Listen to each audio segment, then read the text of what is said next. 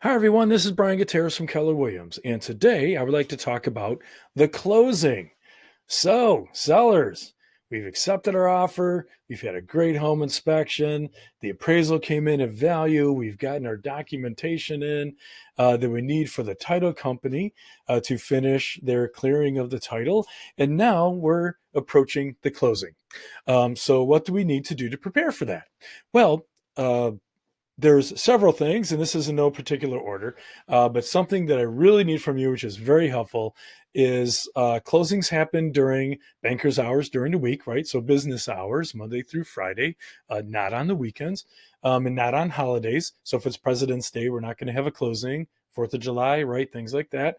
Um, but one thing that's really useful, and I'll ask you for this as we, are preparing for close, is in advance, if you could, email me or text me what your availability is, during the week. Are mornings better? Are afternoons better? Is the lunch hour better? Right? And so, whatever those needs are, I can do a lot to work with you, and I can be very accommodating there. But I just need to know what is the best time and days for you during the week.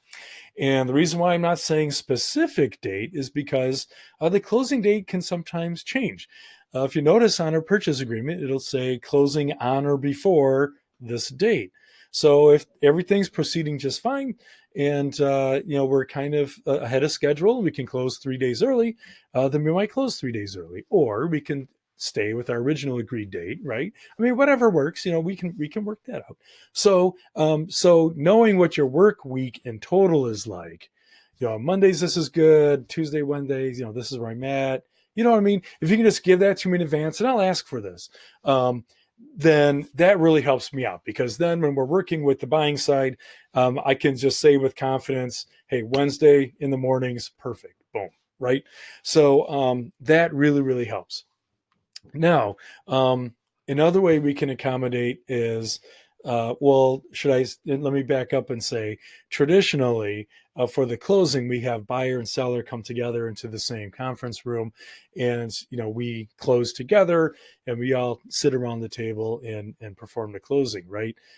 However, if work schedules are crazy for buyer or seller, or we just can't get that to sync up, or if, say, because of COVID reasons, you prefer closing by yourself, we can do that. That's called a split closing.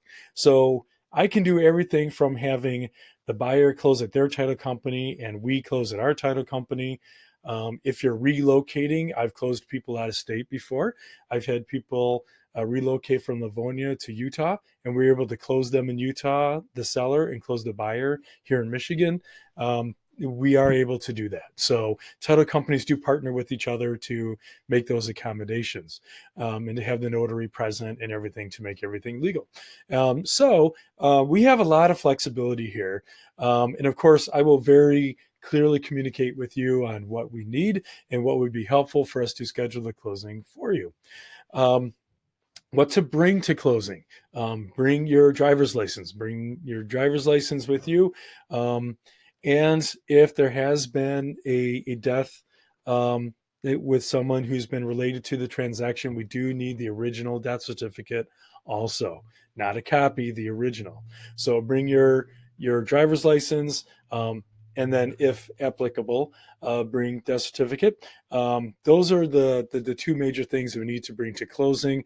Of course, I'll be communicating with you the whole time leading up to this, and we'll make sure that you have what you need. So anyway, thank you so much, and hope you have a great closing.